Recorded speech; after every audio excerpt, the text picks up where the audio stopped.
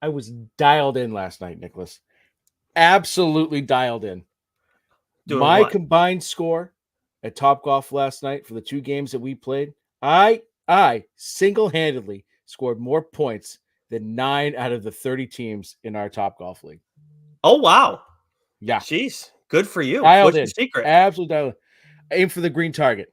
Mm, 9 iron, green target, fucking right in the middle. Bang, bang, bang. Multipliers, Nicholas. Multipliers. multipliers.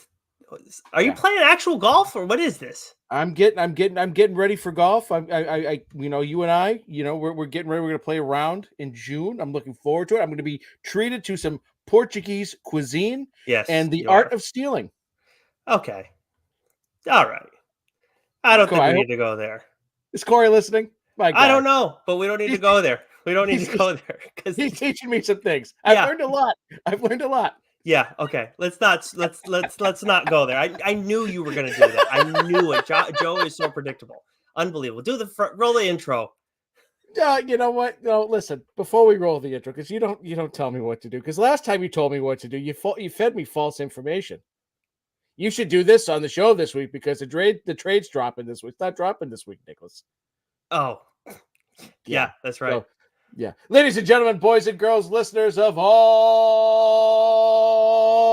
ages, Geeks Worldwide Radio and the Dork Shared Universe proudly present to you the greatest, and I mean the greatest, podcasting team in the world. He's the comic book writer, Nick Friar. I'm your friendly neighborhood backcracker, Dr. Joe, and together we are the TLDR Comic Book Club, baby. How you doing, Nicholas? I am just dandy. We are closing in on the 100th mainline episode of TLDR. So you and I got to start talking about what the hell we want to do for our 100th mainline. Obviously, we got to talk like an actual book, but are we going to have something else planned for it? Yeah. Is this we've done? Is it an You know, omnibus? Is it a you know, compendium? I don't fucking know. I don't know. Meatballs need to be involved. That's all I know. Oh, is it Meatball Summer again? Is that Yeah, damn right it's Meatball Summer, Nicholas. it's dangerous when you and Goo get going on that front. Oh, jeez. Also, too, I swear I wasn't kidding. The legend of Corey. He will be DB Cooper when it's all said and done. Okay, yeah, sure. Anyways, yeah, we at the 100th episode coming up. It seems like we're getting close there, but I don't know. We never know, rather, if we're going to run into a Friar side chat. Fair warning to everybody. So it seems like we're going to move towards that. Obviously, we have solicits that we do at the start of a month, but just a reminder: subscribe to one of our audio channels if you prefer listening to us, watching us on one of our streams, whether it's on Instagram, on our YouTube page, not Doc's YouTube page. I don't think you have a personal one. And then, of course, there's Twitter where most people catch us, or X, whatever There the heck might you be an want to call it. OnlyFans, but not a YouTube. Yeah, exactly. But anyways, wherever you catch us, make sure you subscribe to one of our audio channels because the only place you're going to find our Friar side chats. Those are conversations with creators across the industry. We obviously put in work at C2E2 to get the ball moving on certain conversations, but you never know when one's going to pop up because honestly, we never know when one's going to pop up. Before we get to catching up, Joe, I do want to note that we saw Bear Pirate Viking Queen, a book that we talked about with Sean Lewis, the series writer, a little before the FOC. That ended up selling out. One of the books that recently sold out did really well. I know Sean was doing a lot on Twitter in terms of trying to get the word out and everything. And I'm really pumped to see that his title did so well because, as you and I have talked about, not like the story, the first issue, not something common that you see in comics. Yeah, no, it's absolutely tremendous. And, creators are telling us all the time, how important, FOCs are, for people to get out there and to get the books on their pull lists early, so comic book shops know how many books to order, and that kind of helps drive the success of the book. And so it's really awesome to see a book like this do so well and to sell out that quickly. I also think that Chip's the White Trees, the sort of distribution of that sold out. That did. Yes, well. It did. Yes. And I feel like we've been seeing that a lot more lately, right? A lot of these indie books have been selling out at the distributor level within the first week or two, which is excellent, excellent, excellent stuff. So whenever we mention FOC, right? That stands for final order cutoff, right? Make sure you get to your local comic book shop, by that day, and put the book on your pull list. You can always, if the book ends up not being your cup of tea, then it's not your cup of tea. You can always have them take it off your pull list. But it's always great to at least initially have it on there, right? So it just really helps the writers, the creators, everyone involved, with that book succeed, right? Because we hate to see when you're reading a book that you like, and then it inevitably doesn't get picked back up, or in the rare case, this happened to me. I think with a book that Hayden Sherman was the artist on. It was a great book. It was with Aftershock, so no surprise there. Oh, well, yeah. Why it just sort of kind of like Mm-hmm. stopped. But that does like happen from time to time where series will just kind of like, oh, it just whatever. So yeah, that's our public service announcement, and awesome for Sean, and awesome for Bear Pirate Viking Queen. Oh, Joe's going to put it a little more tenderly than I will. Let me put it to you guys this way. If you see an indie title that you think, oh, this is going to be interesting for whatever reason it is, make sure you go and put it on your pull list before the FOC, because otherwise there's a decent chance that if you end up liking it, hey, maybe it might not continue, because that first issue, the FOC numbers are massively important for whether you're looking at Image or any of the other indie publishers across the industry. So don't do it as a, I respect doing it as like, oh, we respect the creators that we have on the show, but do it for yourself too, because otherwise you may run into a story that's like, oh, I like this, and oh shit, like it's not, why is it not coming out anymore? Probably because of the FOC numbers. Well, that and the local comic book shop might not order it. There right? You go. They don't And always order on your pull list. They don't always everything. So you know what the people should do, Nicholas? They should do their own version of dibs. Yes. Go to the LCS. Say, I'm putting dibs on this book. Put it on my pull list. Yes. You know there. 100%. And you and I both got a couple books that we have dibs on that we're ready to talk about, and I guess undibs these. But before that, we do have a lot of new books this week to get to. Catching up, nothing for you, right? Nothing for me. So much coming out this week. Yeah. So we got a lot to get to. Let's get started. Take us through Marvel.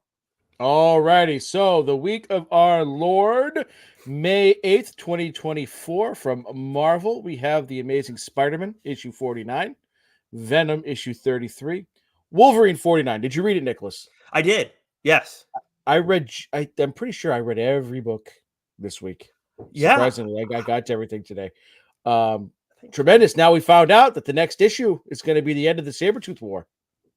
You didn't know that already? Was it at 50? I didn't. I lose track of the numbers. Joe. We know it's a 10 issue series. You're better at that than I am. Well, see, but I didn't realize it was. I forgotten. Surprise, that it was a 10 issue series. Fair enough. Now here's a question: is Wolverine, like Percy's run on Wolverine's, not ending at 50? Is it? That's a great question. I actually don't know the answer to that. Yeah, I wouldn't be stunned if it's not this issue. It's got to be close to, because it would make sense that it's 50 because it's a round number where you can do it. They have this kind of pincered in between. What are the two? The two. It's in between the fall of the House of X and the rise of the powers of X, like the first issues. So it's in a comfortable, safe space where it can do its own thing, finish up. And then Wolverine's getting, a new start with this new X-Men run. So it makes sense that would be the end. Yeah.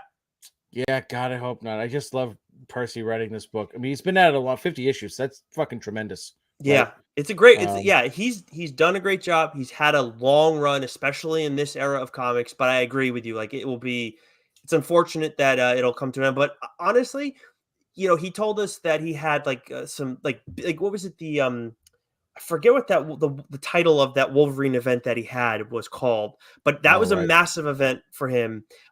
We talked to him about that. Then obviously he had the Wolverine Ghost Rider crossover, which was outstanding. And then he's getting to do a big Wolverine Sabretooth send-off. I mean, like what more could he ask for? Yeah.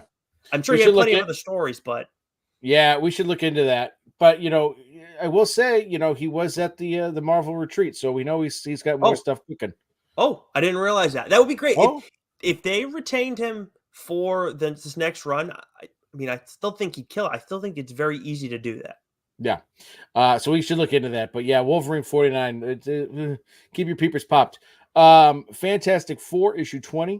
The Avengers, issue 14. Daredevil, issue 9. Excellent. Just continues to be excellent. I'm so glad that Ahmad, is it Saladin Ahmad? Yeah, Saladin Ahmad.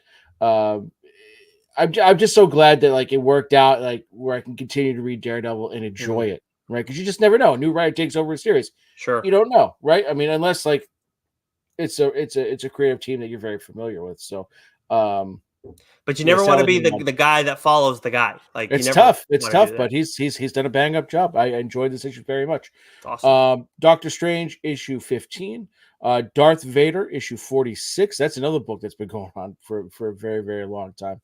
Deadpool issue 2, X-Men Forever issue 3, Captain America issue 9, Blood Hunters issue 1, Spider-Man Shadow of the Green Goblin issue 2, Star Wars The High Republic issue 7, Dracula Blood Hunt issue 1, Whoa. Captain Marvel issue 8, Strange Academy Blood Hunt issue 1, Less whoa. and Giant Size X-Men issue 1.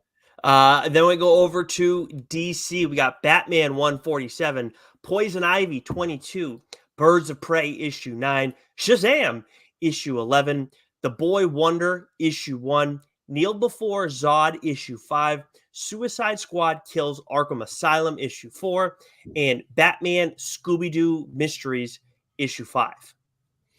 Next, from AWA, Little Black Book issue 3. Dying to read this, Nicholas. Absolutely dying to read this. It's a 4-issue series, right? Yes. This one, yeah. So this is going to be a huge, huge issue. Can't wait to get my hands on that one. We've had to wait longer than the average bear on this one, Yes. so it is. So yes, we're particularly itching to get the third issue of it. From Boom, we got Labyrinth Archive Edition issue 2, The Armory Wars, Good Apollo, I'm Burning Star 4, Volume 5. What the hell is that? What? That's insane. Yeah, this was like I was looking at it and I go, oh, because. So we get the review copies, right, Nicholas? And so I'm looking at it and go, oh, the Apollo Wars. And like, I'm starting to, kind of, scroll through it. And I go, this looks pretty good. And then I'm like, wait a second. I can scroll back up and I see it's the Armory Wars. And then underneath it says, Good Apollo, comma, I'm Burning Star 4, comma, volume 2. And I go, well, clearly, right, this is something that, we are woefully missed volume 1 the first time, but what a goddamn title! Like, That's weird because I'm looking at the review copy like in the email that I get, and it says The Armory Wars No World for Tomorrow issue 1. Like that is much more succinct. So somewhere along the way, but then open it up, it's absolutely wild. There's a level of disconnect there. But then there's a first issue that I believe you have called dibs on. Yeah, this is Boom, baby. Boom number 1. We know the rule with Boom, right? It's pretty much now the Boom rule has extended to AWA, Mad Cave Studios. I mean, we're generally going to read Image number 1s, but we've been like that's nothing new, right? But these next tier sort of studios like Dark Horse, same thing, right? IDW now, right? It's extending. The Boom rule is extending. It's awesome. I'm going to stand by this, Nicholas. Like 2024, we've already gotten so many like kick-ass books, right? The first quarter of 2024 was great for comics. And for those who went to Free Comic Book Day, if you're finding this scrolling through Twitter or something, like you've picked a great time to check out comics. Go to your local comic shop. There are so many trades to get in on, and there's a lot of good first issues this week to check out too.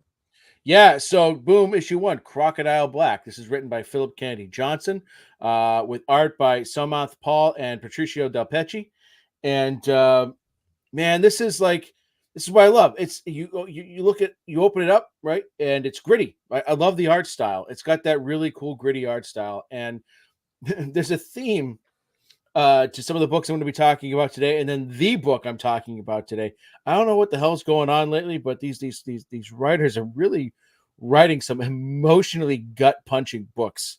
Like it's one of the things I love about indie books is I love writers that are able to sort of tap in to the human condition and really get you, the reader, to experience and feel, what the characters are feeling. And there's been some really fucked up characters that I've had to read about, this year alone. Right. And this book just sort of, it starts off with a teenage, kid, 16, 17-year-old. He's got a job, but like his parents, his family they're very protective of him. They're very helicoptery. And then as you're reading it, you sort of figure out why. You understand why. He has some things that he's dealing with. He maybe has a father whose hair's slicked back and is wearing white jeans. Oh boy. But the way that it sort of devolves into madness, and just sort of the way that the book is drawn, and these little segments that you get throughout this is a murder mystery crime. Like, it's got everything that I love in an indie book. So Crocodile Black issue 1, like if you see it this week, grab it. You really are going to enjoy it, especially if you like that sort of dark, twisted, like, ooh, where is this going? This sort of suspense thriller type book. So I can't recommend this one enough. Someday somebody's gonna write a character that actually has white jeans, slick back hair, and lives for Saturday night, and that'll be the day that we get the rest of the DSG in on comics. Because right now, That's right. it's pretty much just us, Keith, and I don't know if Davey still reads comics, but that's pretty much it. All right, but yeah, that sounds like a great book. It's been a while. I feel like it's been a while at least since you called dibs on a Boom number 1. Been yeah, it has been. It has been. lately. Boom's been. You've either beaten me to the Yep. Boom number 1 punch, or just in general, there haven't been a ton of Boom ones, I feel, lately. Yeah, and we shared I'm blanking on the one, the Canada one that I love, where the Well, I had town called disappears. I know the Displaced. Brisson's the writer on it too. Displaced. Displaced. Yes. Yeah. Yes. So good. Yeah. That's one of the better ones that we've Bow had. to my kindness. You're welcome. Yeah. Yeah. I don't know how I weaseled that out of you, because I was like, I was in a good mood that day. I guess so, because I saw that and I was like, oh, I called dibs on this. Like, no, I'm not gonna do that to Joe. And then you called it, and I was like, oh fuck, I read this already, and I fucked up. Like, I don't know. So I don't know what happened, but I took my meds that day. I was feeling nice. Oh, there we go. Okay. Let's move over to Dark Horse. So why don't you take us through? Okay, so from Dark Horse, we have The Oddly Pedestrian Life of Christopher Chaos, issue Saw 9. a few Christopher Chaoses at C2E2, by the way. Yeah, and Tynan, you ate it up, loved it. Yes, you did. Very, very iconic looking character. Hmm. We have Masterpiece, issue 5. Usagi Yojimbo the Crow, issue 2. And then we have a couple of books we want to discuss. Why don't you kick us off there, young Nicholas? Yeah, Monsters Are My Business, issue 2. Cullen Bunn, Patrick Piazzalunga. I called dibs on this one. I don't remember I think it might have been like the cover. I called dibs because like I saw Patrick's art style and I saw Cullen's writing. I was like, I'm in. I'm checking this out, and I'm not going to let Joe steal this one from me. you called dibs. No, you called dibs on this one, I believe, if I'm not mistaken, on the solicit. It was written in the solicit notes. That might have been what it was, but I think I saw. I think I saw the cover. I don't know. Either way, but either way, I was like, I'm very much in on this. And like Grizz and Cuddles, they're the buddy cop pairing I never knew I needed.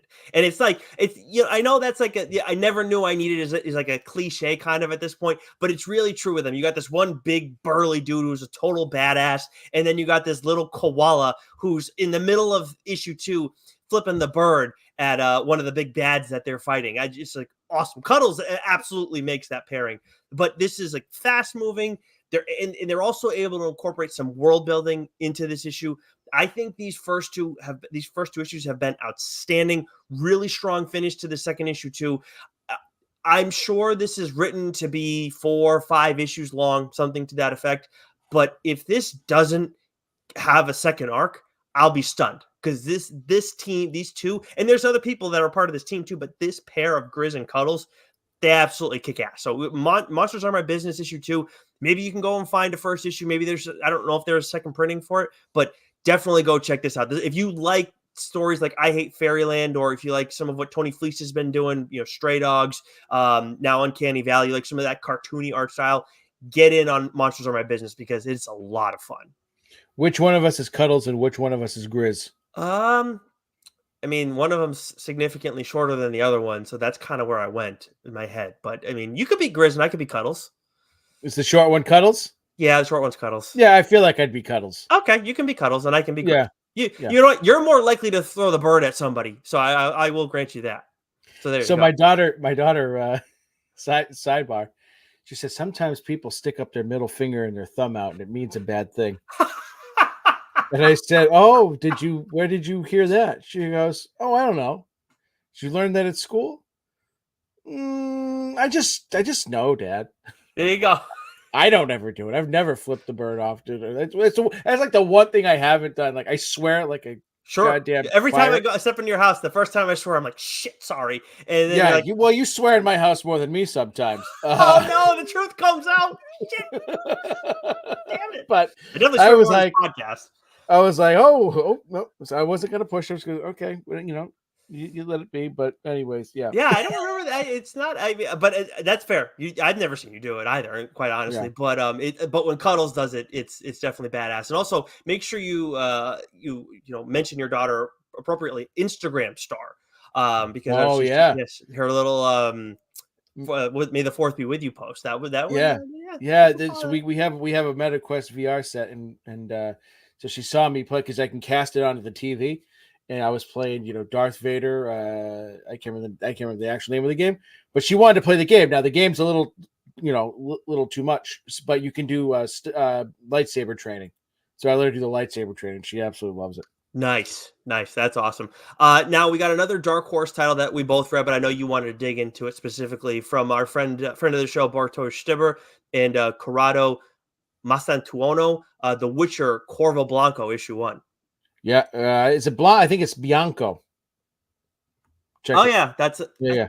I God, see. I see. I thought it was Blanco too because there's a couple of panels in the issue where he's saying the name of the hills, and he goes, it loosely translates to like the White Crows, right? Corvo Crow, right? oh yeah, Blanco White. But no, it's Corvo Bianco. Anyways, um, I enjoyed this issue very much. The last several Witcher stories that we've gotten. What's been unique about all of them, different artists, so different, styles. I really loved. I'm just gonna say his first name, Corrado, because I don't want to butcher his last name. mhm. I really enjoyed his art style, but with the past Witcher issues, they've all sort of started off with action, pretty much right off the rip, or you get Geralt sort of just about why he's in this town, and he's there for his monster slaying purposes. This one was much more laid back to start, and it had a lot of sort of levity to it, where you find out that Geralt is he's retired and he's making really shitty wine. And so I know you haven't read the books, and one of the Witcher books is a collection of short stories, and so that's just how some of these. So for me, this felt very much like it was pulled sort of from the Witcher novels, a chapter in a book, one of the short stories perhaps. And I liked that there was a little bit of levity. There's a character, in this issue we haven't seen. Yeah, In Bartosz's, previous, runs on The Witcher that I liked very much. And what I liked about it too was I liked sort of how it ended. Like this issue ended how most Witcher, the Witcher issues would maybe sort of start in the past. mm, So there was a little bit of build here. that's This true. was definitely the pacing was just a bit more sort of general, just sort of storytelling of where Geralt is sort of, in his life at the moment. But the way that it ended, for me, is like, okay, there's going to be some ass kicking coming. There And definitely is. I can't wait to kind of see where this goes because, Bartos always does a really great job with Geralt killing people or monsters, and it's great. So I enjoyed this issue very much. I just need a little more loot because we have not gotten Yes, yeah. Dandelion from the. We didn't get Or him last month. Dandelion, right? Yeah, however you Yeah. want to say it. But yeah, we haven't gotten him in a couple. I'll say that now. That's not who you were referring to earlier. Nope, But nope, yeah, not no, it's not definitely Dandelion. definitely expecting some serious action in this next issue with the way things ended. Moving over to Mad Cave, we got Morningstar issue 2 from friends of the shows Tim Daniel and DB Andre. some awesome stuff And there. if you want to know more about that, check out our TikTok and Instagram and Twitter pages. I did a little first look on that book and threw those all over the socials. On that note, make sure, we've talked in the past about subscribing to our audio channels to make sure that you get everything that you need right in one place. And I've said, like, Joe, you don't have to worry about social media, but I will add, you should probably like make a point of following us on Instagram. Like I've said it before, Joe does a lot of good stuff there, but now he's also starting to we're getting more and more preview content, and we're also finding ways to, utilize that in a more effective manner. And in the past, we've kind of put out some of the images that get shared with us, but now Joe's being able to share some more insight too. I may do it once in a while, but Joe's already done it. Definitely, if you're like, oh, I need, to know what else is coming out next week, and you don't want to wait till Tuesday or Wednesday, whenever you listen to us, follow us. I would say Instagram, but whatever tickles your fancy, I guess. Yeah, and it's a good way to like, if there's an FOC coming, Yeah. right? We'll put that information on there. So if you like, what I say, or the book sounds interesting, and in the videos I'll have, sometimes we'll get the some preview interiors to share. If you like what you see, go put on your pull list. Yeah, because Joe did it with didn't really look with the Last Wardens from Mad Cave as well, and that one, I think it's like one of the parts and the ways it's marketed is it's great for fans of Something Is Killing the Children and Evil Dead, if I'm not mistaken, right? Yeah, it was a fantastic issue. Yeah, so there you go. So you hear more about that over on Instagram, over on Twitter. That's where we post stuff primarily. So make sure you follow us on one of those, and probably be best to put some make sure you get notifications from us so that way you get those and everything else that we're sharing. But also from Mad Cave, on top of Morningstar 2, we have Mugshots issue 1, which you actually checked this one. I didn't get a chance to look at it yet. Yeah, and you won't because I'm calling dibs. Okay. All right. So this is Mugshots issue 1. This is written by Jordan Thomas and Chris Matthews. This is a creative team that I'm unfamiliar with, and this is right up my alley. It's sort of a crime noir mystery, type story where a young girl. It's almost like something I would sort of liken it to is like you take like a sort of a hard boiled crime story and you mix it with Taken. Okay.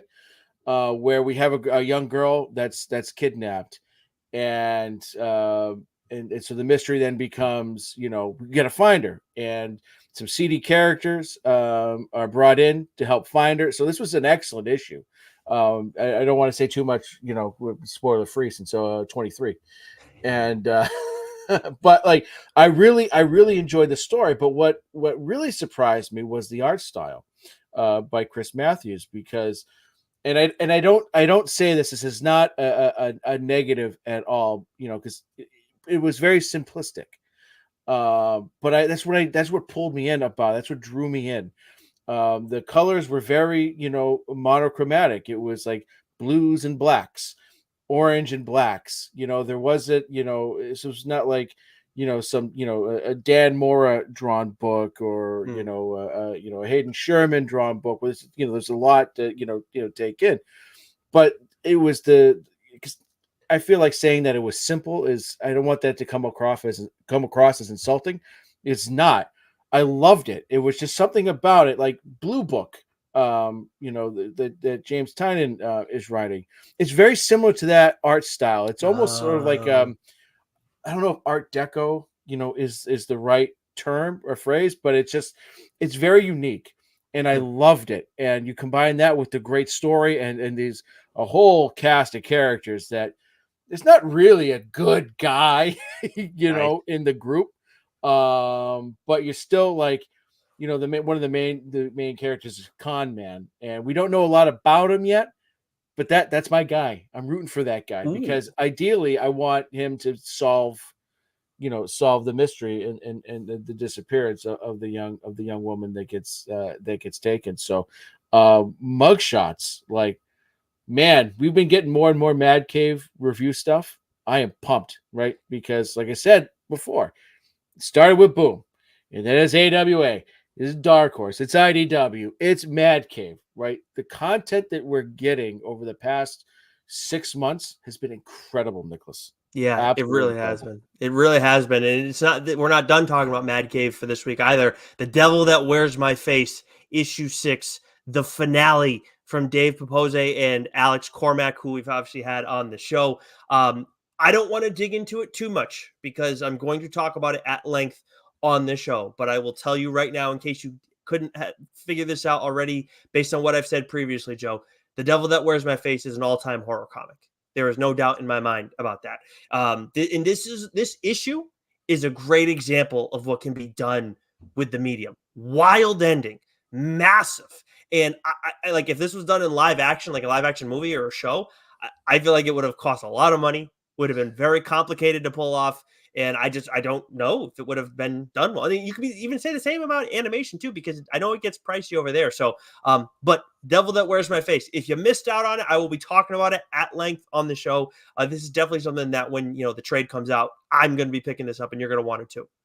So three things. One, I'm very excited and yet terrified to read this book. Should be.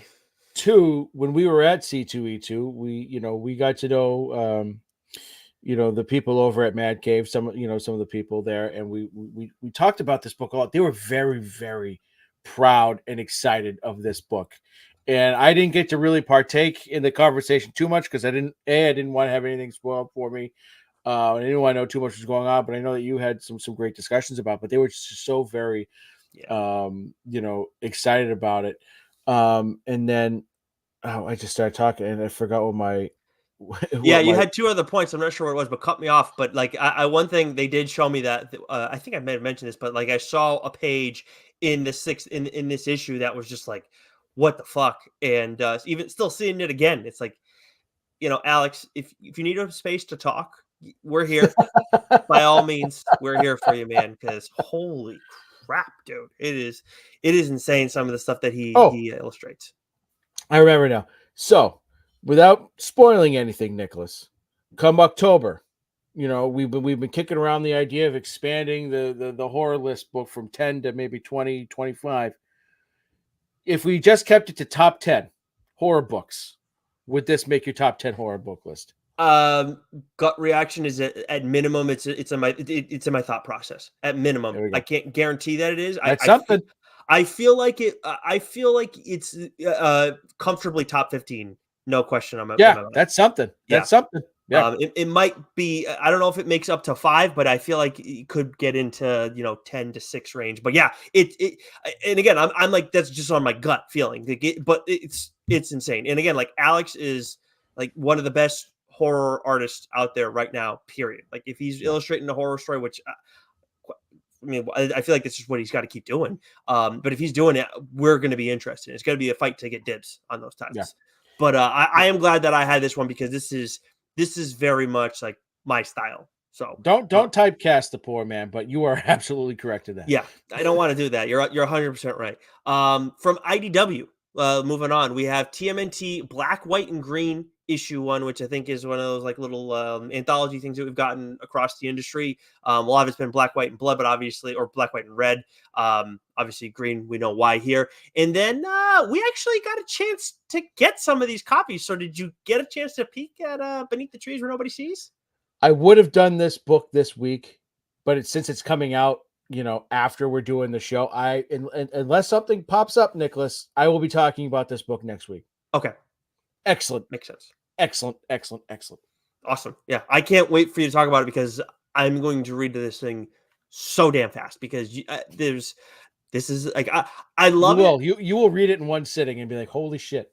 I love it when you get books that I have FOMO about, but I also am like, what the fuck? Like, how did I let this happen to myself? I want Lauren to read this book as well. You know what? The animal like comics are kind of like that's kind of her style when it comes to comics. So yeah. She's got my copy of Stray Dogs that I picked up at C2E2 waiting on her nightstand. So love that. We'll see if she's still happy with me afterwards. But anyways, what do we got from Titan? I'm going to run through a couple of these, Nicholas. So from Titan, we have Dark Souls, The Willow King, issue 4, and Forgotten Runes, Wizard's Cult, issue 4.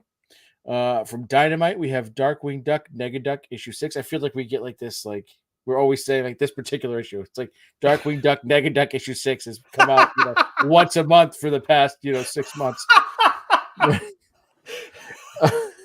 because I feel like we just like I Mega definitely, Duck, I right? definitely just said it last week. Yeah. Right, right. Red Sonja, Empire of the Damned, issue 2, and The Wheel of Time, The Great Hunt, issue 6. From a distillery, we have Gone, issue 3. That is Jock's Vehicle, so I can't wait to pick that one up. Nice. And then I've done something to help consolidate the notes a little bit, Nicholas, make it a little bit easier. I've just made Image Skybound one thing, so we can just keep all the books there. Good. Nice. Before you do that, I do want to confirm our fact checking here. Did a real quick check from What's New on April 29th. We had listed Darkwing Duck, Yeah. Nega Duck, issue 5. So not the Yeah. same issue, but that's a pretty quick turnaround. Right, and next week will be Nega Duck issue 7. Right? If anybody's reading it, let us know if it's in your pull list this week and Yeah. previously. Right. I feel like we're being hoodwinked on Darkwing Duck, Nega Duck, but that's just me. From Image and a Skybound, we have Transformers issue 8. Can't wait. Gunslinger Spawn issue 31. Geiger issue 2, which I'm assuming is a reprint because I've already read Geiger. I think it was actually a reprint of Geiger. But it's the new Geiger title, Joe. That's what it is. I flipped through it. It looked very similar, but maybe you're right. Sure it's Geiger? Maybe is it Geiger 2 or is it a reprint of the first issue? Because I know we got a Rook reprint and Redcoat reprint this week, so maybe that's what it is. Yeah, maybe. Because I was Either way, I feel like I've read this. But anyways, The Scorched issue 29. Your Bird Book, The Sacrificers issue 8. So good. Energon Universe Special 2024 issue 1, which I believe was handed out during Free Comic Book Day, which I have upstairs. The One Hand issue 4. Nicholas. Holy shit. God damn it. Holy shit. I hate you. So fucking good. I Hate Fairyland issue 14. Damn right I do. Yeah. And we've got a couple of books that we want to discuss. So why don't we do a little Nick sandwich here and you kick us off at the front? That sounds good to me. And I'm going to start it off since you pissed me off with the Rom V book that I can't read right now. I'm going to talk about the James Tynion book that you can't read right now. And that's The Deviant issue 5. I feel like it's been a bit since we got an issue of this, of course, Tynion and Joshua Hickson. This was one of the most fascinating issues that we've gotten yet because there are plenty of writers who can go dark. We praise Tynion for a lot of different reasons, right? But he obviously has that capability to go dark, and he can do it in different ways. But this issue, he really this story feels personal in ways, and I felt like this issue, he went personal more so probably than any other issue, and he went dark more so probably than in a way that I've not seen. Like it made sense for this story, but it was just like, damn, man, we'd love to talk to him someday, but I would ask him like, is this one of the darker places you've gone to writing this issue specifically, not just this title on the whole, but man, very, very impressive issue. And just a great example of the range that James Tynion has as a writer. Yeah. Fuck yes. This is now I'm having FOMO, right? Good. All right, good. I never know with you sometimes. I feel like I don't, maybe I don't. I gotta play my cards close to the chest, Nicholas. You don't want to give me satisfaction. That's what it is. Zero. Absolutely selfish zero. Lover. That's what you are. I am. I'm quick and selfish. I guess oxymoron and one and the same there. But, it works. I got it. It gets the job done for me. Okay. Now it's time to talk about mermaids. Yes. Now that we're all excited. Now that we're all randied up. So correct me if I'm wrong, Nicholas, but at C2E2 when we talked with Derek Kirk Kim, I believe he said that The Last Mermaid was an ongoing title, correct? Yes. Yeah, which I think stunned us both. It was excellent news. And so The Last Mermaid. Oh, hold on a second. Oh my goodness. Yeah. I will say too, when you got a book signed by him, that there was a little axolotl that he drew on the book, and it was awesome. I was not prepared for him to do that little design there. That surprised me. He was such a nice guy too. But anyways, back to you. Yeah. So there's apparently a wasp in my house. Oh boy. Look at that. Open a window. So sorry. Um, we were so stunned to find that out because I figured it'll be like, okay, this will be it'll be a 4 or 5 issue arc, and that might be it, right? I wasn't expecting this to be ongoing, but the world that he's created, I am so pumped that this is going to be ongoing because he really can take this story, anywhere. And at the end, the way issue 2 ended, I was like, oh no, we're gonna lose. We're gonna lose a character because he had warned me. He said, Yeah, and so yeah. I gotta say, I was pleasantly surprised on that front. But the development of the story with our main characters and the not the introduction of a character because we kind of got glimpses before, but this particular issue, the action ramps up significantly, and it was awesome. And again, Derek does a great job at letting the art tell a lot of the story.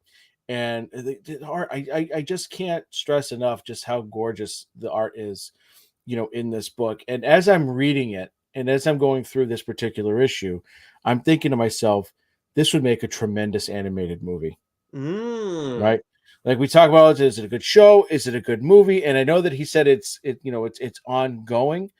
But I would love to see this as like, because I have no idea, how it's going to end, like how this particular arc is going to end, and then where it's going to go from there. And is it going to be the same character throughout, or will the story continue and we'll get introduced to different main characters here and there?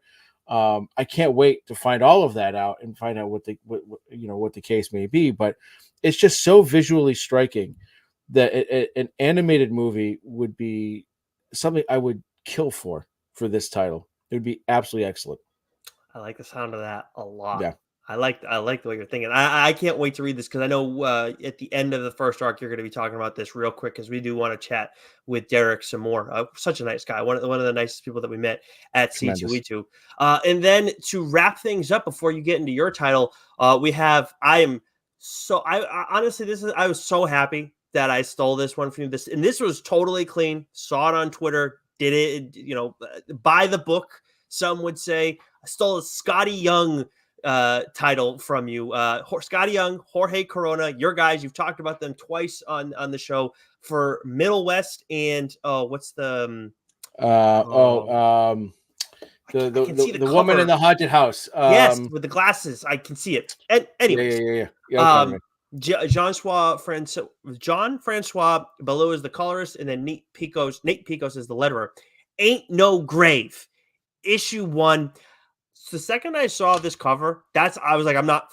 Joe will take this in a heartbeat, and I want to read this thing so bad. It looks so much fun. And guess what? First issue didn't disappoint one fucking bit. Great table setter, set the atmosphere, established the whole Western pace to this story. More importantly, we get to know Revolver Ridger Rider. She is awesome. This badass character at the center of everything, and she's a retired outlaw who seems to have found her own little slice of heaven. And I like, she's got her whole thing going on, but we see 2 different timelines in this story. We find out what her motivation is what's going on, and it's something very easy to get behind. So you have a cool character, you have a motivation for her that I'm like, it feels like something you've seen before, but I also feel like I haven't seen it before, so it works perfectly. And while we have this Western tone to it, of course, Jorge Corona and anything that Scotty pretty much writes has a cartoony vibe to it. I think next issue, based on where things get taken by the end of the first issue, I think that's where we're going to start to see a bit more cartooniness in this story. Love that. The Me You Love in the Dark, by The the Me way. You Love in the Dark. Yeah, damn it. Yeah. Yeah, but this was, man. This is one that as I talk about more and more, you're going to start to feel it because it's really really good first issue. Yeah, yeah. I love that team. They're so freaking good. But that is it for what's new this week, which means if we're ending things when we're doing a mainline issue with Image, that means Joe, you're talking about an Image book. Uh, Oh boy, oh, there we go. you got it. Yeah, yeah. How many chiropractors does it take to turn a mic on? Oh boy, Here's a funny joke. How many chiropractors does it take to change a light bulb? I don't know how many. One, but he's going to do it every day for the rest of your life. Yes. That's a good one. Self-deprecation. I've talked about this book in the past, and so I chose this week to discuss it because a trade paperback is coming out. If you're listening to this a week from the 8th, so what's that, the 15th, right? Yeah. Yeah, right. Math. So A Haunted Girl, math. Yeah, a week from May 8th, the trade paperback comes out. So A Haunted Girl, Image Comics, written by Ethan and Naomi Sachs. Artist Marco Lorenzana, colors Andres Massa, and letters by Jamie Massa. Man, I remember reading this first issue and then coming on here and talking about it. And I mentioned it earlier. There's a string of books that I've been reading lately that have just like really just kind of hit you, on an emotional level, right? I've discussed books like that in the past, with Bliss.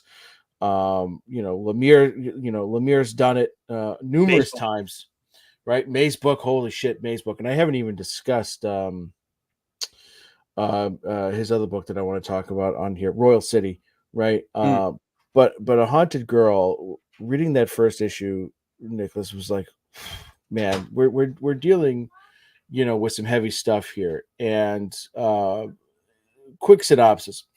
Cleo, an adopted 16-year-old Japanese American whose depression drove her to near suicide, is trying unsuccessfully to reintegrate back into her old life.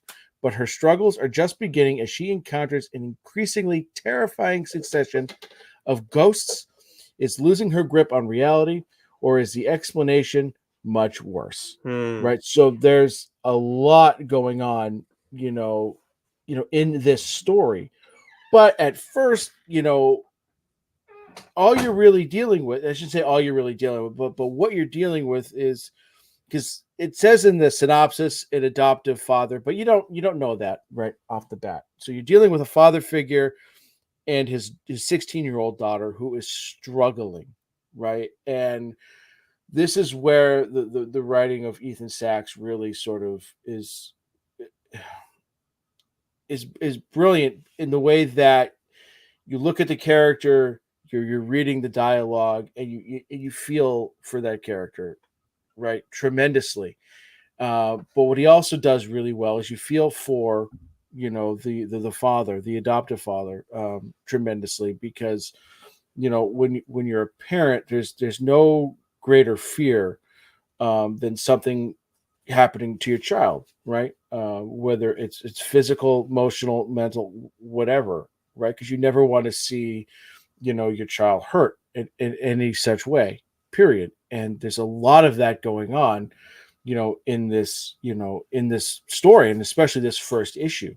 So it's 4 issues long, so it's a tight story, right? And the pacing is excellent. And what's really unique about it too is that, like, you really don't know what the major plot is until you get really to the 3rd issue, right?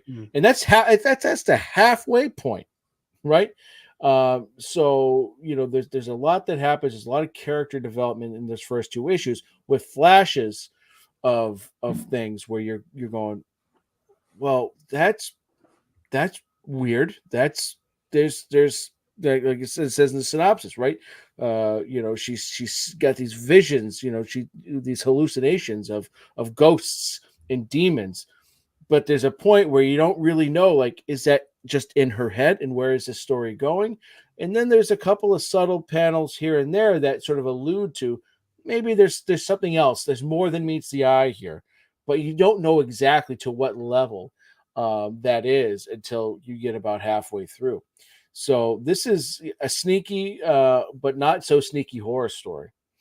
And the way that you're sort of introduced to the plot is, it's so well done, right? It's a page turner. It's an issue turner. You want to get to that next issue really as fast as you can. And the conclusion, right, is so wild and so satisfying, both from a storytelling perspective and from just sort of an emotional perspective.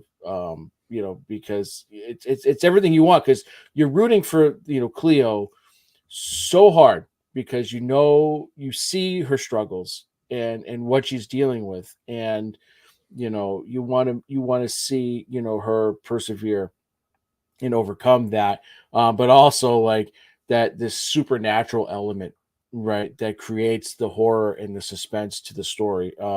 Is just so well done. So um you know some of the characters that you're introduced to, Cleo, right? She's a teenage girl. She's about 16. She's your main protagonist, and she's diagnosed with major depressive disorder. And so the story sort of starts off with her, in a hospital, a pediatric, psychological hospital, where she's getting treatment, and she's starting to see hallucinations, and the imagery there, by Marco is so good, so good. There's a panel in the first issue, Nicholas, where she's in the bathroom, right? At school, because she's like she needs a moment, and you see her shadow, but her shadow is in the shape of a demon, and it's like at that point, you go, oh, there's something else going on here besides her Ooh. just sort of like dealing with with her metaphorical demons, right? There might actually be legit demons, going on here. And so she's seeing these hallucinations, but you don't know what's real and what isn't real, right? And that's sort of what really drives the story, what makes it interesting, and because what the character is going through, what their struggle is so real. You really buy into everything that's going on. And then there's Gus, who when you read the first issue or two, you assume is her father, but as the synopsis says, is her adoptive father. And you when you get that backstory, right, of her heritage, where she comes from, what is driving these supernatural forces, again, it's so well executed. But you really feel for him, because he's struggling, because he's not her dad, but he is her guardian, and but he cares for her, like because for all intents and purposes, she is his child. But he makes mistakes. As parents, you make mistakes, and sometimes you don't know how to handle these situations, and that really comes across. That struggle of, am I screwing up? Did I make things worse? And in a moment of just like losing your patience, or of you saying the wrong thing and say shit, right. So like it's just so well done. And then you Marcy, who is the Cleo's therapist, this plays a pivotal role. But then her friend Floor, right, who I dare say is her Sam, right. Oh, wow. Everyone needs a Sam, Nicholas. Whether you realize it or not, everybody needs a Sam. I'm just thinking of that meme you sent me the Oh, other day. The Fellowship of the Ring at 100%, and it's all 99 guys. yeah. Or not 100%, yeah, and then all 9 guys. And then Fellowship at 99% is just Sam. Just Sam, right? But everyone needs a Sam. I will say that until my dying breath. So she plays a really pivotal role in this story. And then you get your antagonists, right? Which is this really creepy ghost boy who pops up, and he's manipulative, right? And sort of he gets Cleo sort of at her weakest, and is able to manipulate her in a way, and then before you get to the real big bad, which I will hold off on that. So like I just mentioned, the writing in this is just so well executed, and what makes this book unique is that um, Ethan has his daughter Naomi help him write this book. This is a very personal book for Ethan Sachs, and if if and when you read the first issue, and whether it's the trade, I'm assuming this letter will be at the end of the trade, but at the end of the first issue, he pens this sort of letter as to what the inspiration was for this book, why he wrote it. And it's very powerful and impactful, because this is something he went through with his daughter, and he talks about spending time in the pediatric psychological hospitals with his daughter, who experiences a lot of the major depressive things that Cleo deals with, and this is just me speculating, but I feel like a lot of Gus is I feel like that's probably a lot of Ethan, Mm, that character, and he wrote it because he talks about the feeling powerless and racked with guilt, as a parent, and he wanted to write something that would inspire people. And so for me, I think this is a very important book, for people to read, and I think really important for middle school and high school kids to read, because I think there's a lot of relatable stuff here, and the messages of perseverance. He says the battle is worth fighting. You can persevere through the lows. There will be better days ahead, and most importantly, you matter. And those are major themes mm. throughout this story. And then you add in the supernatural and the and the demonic stuff, and the family history, and everything about the characters. This was just a tremendous series.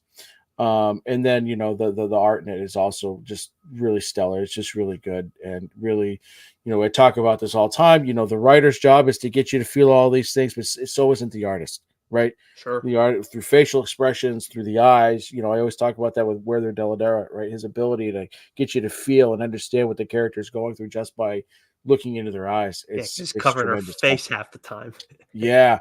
So just well executed, just a fantastic story. Like I know I talked a lot about the emotional nature of the book, and how how it affected me, and all that, but like there really is this great sort of horror, sort of supernatural element to it, and once you start reading and you get in all that, you fly right through it. It sounds awesome. And it sounded awesome when you talked about it after the first issue too. And this book is a great example of why we do the show, because I had actually overlooked this one, and you checked it out, and you moved on it fairly quickly. So I'm glad you did, because I don't know if I would have taken a look, and this sounds great.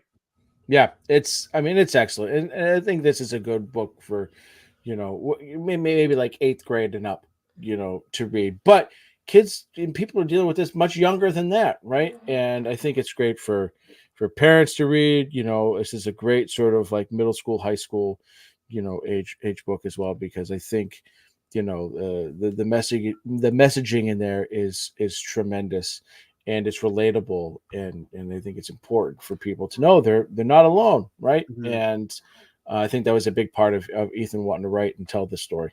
Awesome. Yeah, it sounds like a great series. I'm excited to check this one out. And again, like this, it's a great example of why we do what we do on this show. But I will say that the book, the next book that I'm talking about, is also an example of that. But for Joe's safety, because the Ribbon Queen is something, dude, that you need to be careful if you check this out. I'm going to be honest. You cannot read this at night, and you cannot read this. I don't. Public setting may not be best for you either. Quite honestly. Oh, and you cannot read this. Like you have to wait an hour after you eat to read this as well. Yeah. Come on. Yep. Yep. Ah. 100%. So this is written by Garth Ennis, pencils by Jason Burrows, inks by Guillermo Ortego, colors by Dan Brown. I don't think it's that Dan Brown. And then letters by Rob The Stein. Illuminati. Exactly. Illuminatus. And then anyways, so this is 8 issues. The trade is actually hitting local comic shops at the end of this month on the 22nd of May. So make sure you check that out. I feel like the FOC might have come and gone, but at the same time, it's trade, so I don't entirely know how those work. But if you haven't checked this out, I know we've seen some people, whether it's on Twitter or maybe even YouTube, they've said like they checked it out after hearing us talk about it. If you haven't done so already, you're going to want to get this trade. But again, like I'm joking about it for Joe, but at the same time, I am kind of serious for everybody. Like this is gruesome. And I'll get into the art in a second. Let me just give you a quick synopsis. A troubled NYPD detective stumbles into a supernatural mystery involving an immortal spirit of vengeance while battling dirty cops protecting their leader. That is actually a great summary for it. And I know you can find more synopsis elsewhere, but you don't really need to know much more than that. and then it's Garth Ennis and Jason Burrows. And if you're wondering like why I'm saying that pairing specifically, that is the pairing that brought you Crossed. And I talked about that on the show previously. I talked about it, I think, in Dork's best horror comics of all time episode. That is some of the most vicious shit you will ever find. That is the only time I've ever seen a trade in a bag that said adults only. I've got a couple of those, mostly yeah, gun honey covers. Yeah, yeah. But no, have you seen a trade like that though, Joe? Oh no, yeah, no, not in the trade. Yeah, no, because it's that friggin' vicious.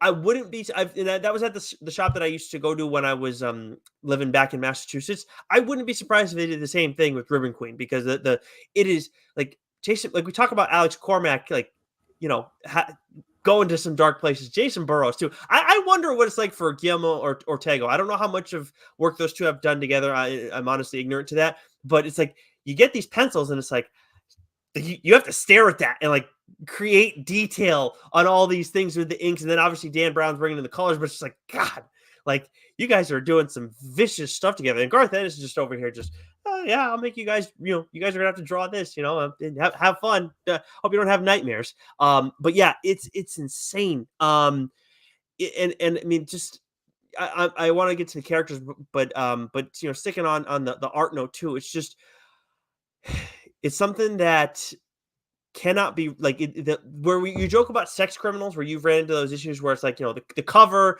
but then obviously just the cover alone for that. It's like if you guys saw the promotional art, I think you got a pretty good representation of what to expect, but you did not get, as one would expect, you did not get like the full breadth of what is done in this series. Like there is one issue, the image at the end of the first issue will stick with you for about a year. And the reason I know that is because it's been about a year since the first issue came out, and I can still remember that image very vividly. And I mean, talk about a way to end a first issue. It's just like it was quite a punctuation mark on that one. But it's like, and I'm raving about the whole issue, but there's like the art of the series, but there's obviously some great writing in it too with Garth Ennis. He's got the characters Detective Amy's son, who is our main character, who's very much in a weird spot. Honestly, she's in a weird spot, and that's like the understatement of the century, but it's also very much an accurate representation, because she's got these two like different forces that she's dealing with, and one's like a bunch of a-holes, and then one's like fucking terrifying. And I like trying to figure out how to balance all that is brutal. You have her friend Clayton, who is the city coroner. I don't want to talk too much about that guy. You guys will find out why as you read this thing. But he is her friend. I will give you that. You have Bella, who is this poor girl who it's like, Garth, what's the matter with you, dude? This poor girl went through so much in just the first issue, just learning about her life. She's been through a lot. Then you have Keith Conley, who is the tactical force leader that saved Bella originally. You find out like she had this first issue that happened to her. There's obviously, again, there's more that happens to this poor girl. Part of it's because of Keith Conley, because he saves her with this tactical force. And then they have like a questionable relationship after the fact. So as you would expect, like Garth Ennis, he knows how to make people feel uncomfortable. Like he picks out artists that do that, but then from a writing standpoint, what? He's been making people uncomfortable for a very long time. Yes, it is his specialty, and this is no exception across the board. It's not just the art, because social commentary is his biggest thing. So you have this dealing with racism, you have this dealing with sexism. It digs into the police heavily. So like this is like Garth Ennis, like not holding any punches in any way, shape, or form. Because again, I talk about the art style so much, and that's what is so heavy on me, because some of it's so friggin' gruesome. But there's so much here that, where we talk about stories that you will breeze right through. You will not breeze right through the Ribbon Queen. It is heavy on all fronts. You may read it all in one day, but I would assume it's going to take some time. There is quite a bit of dialogue in this. And again, like you have to be careful when you read this. It's a lot. I might have to read it a page at a time. Uh, there's something I want to tell you, but I can't. No, don't do it. Yeah, Don't do it. I can't. I want to get to it, and I just want to text you. I hate you. Yeah, there you go. You need to let me know at what point that you feel that way. But like what page, what issue. But this is honestly, this is not a feel good story by any stretch. In case you couldn't put that all together after everything that I've said, but it's fascinating and it's dark and there are real stakes throughout the whole series. And like that's we don't talk about that a ton, but I think in indie comics you get a lot of that because stories have an ending usually, but like this is taken to an extreme level here, some would say, and I don't appreciate that thumbs up that I just got. That is definitely not appropriate for the Ribbon Queen. Stupid StreamYard. No, we love StreamYard. Can you do the Dazzler thing? I don't even know how I did it. I don't know what I did. Hey, fireworks. Yeah, I don't know. But anyways, people are gonna find this on YouTube and be like, "What the fuck are these idiots doing?" Anyways, but yeah, it's the Ribbon Queen is a lot. But it is an experience, and personally, that's something that I look for most in comics. And I feel like I get that in comics more than any other medium is something that like transcends the medium. It's just like this is a lot and I was transported to another place. And I feel like comics for me does that better than any other medium. Well, especially indie comics and especially AWA because this is in their wheelhouse. It's they their stories are dark, they're gritty, they'll take it to the edge. We've talked to He Axel. blew past the edge on this one, Well, by the way. In case that wasn't clear. But and that's the thing. We've talked to Axel 3 times now, and every time we've talked to him about Garth Ennis, he loves Garth Ennis, right? And from the work with on Preacher, from back in Vertigo, and now here, right? Like he's just like it's like he just gives Garth carte blanche because he's going to push the envelope, and a lot of publishers and a lot of studios might be afraid to do that, but AWA is not, because at the end of the day, they want good stories out there. They want good books. They want the reader to be engaged and feel uncomfortable and on top of just overall the books they have. So this is why we love indie books, because you're not going to get this shit at Marvel and DC, right? Yep. I'm wearing a Marvel shirt for Pete's Yep. sake. We love Marvel and DC for what they are because we grew up with those characters. We love with those characters, but as you branch into comics deeper and deeper and deeper, and you get exposed to more and more of these indie books, this is stuff we look for. This is stuff we want. This is why we try and say it all the time. And I know our loyal listeners know, but for anybody that's new, it's like comics is a medium. Superheroes is not that, like comics is not a genre. It's like superheroes is a genre that comics is most well known for. But now we're seeing it more with horror and other things that it's been there, but now it's becoming more popular. But yeah, so the Ribbon Queen and a Haunted Girl, quite the pair. And honestly, you know what? If you were in a public setting, someone would probably find a Haunted Girl to be a little bit more like, ooh, what's that? But that's the one I'm willing to bet you're safer reading in public. Oh, 100%. Yeah. I'm just thinking about some of the there's another issue where there's an issue where they kind of go back in time a little bit, and that's not spoiling much, just like a flashback standpoint. And I'm just thinking about that, and it's like that is probably the craziest shit. I think that's the craziest shit. Our friend at AWA who runs the Twitter account always likes to taunt me by using Ribbon Queen images. Yep. Well, and this very better successful. This better move up pretty high on your pull list, because I actually want to hear like when you reach the okay. I don't know if I can do this. I need to know when that happens. You got it. Okay, good. That'll make my my day whenever that day is. But that is it for us this week. So we're on TLDR 97 for mainline. So again, we're getting close to 100. Very excited for that, Joe. Not sure exactly what we're going to do. All we know for sure is we're going to have to do our 100th book, respectively. That we're going to have to make sure we pick some humdingers because that's going to be a big. Jeez, yeah, that's a lot of pressure, to be honest with you. Yes, that's a lot of pressure. Yeah, Okay. I think I know what one I want to do, but I'm not certain because we got two other episodes that we got to do in the meantime. And who knows when a Friarside chat's going to come up? Make sure you Mhm. subscribe to one of our audio channels because that's the only place you're going to find those conversations. But either way, Joe, until next week, stay sexy. You know it, baby.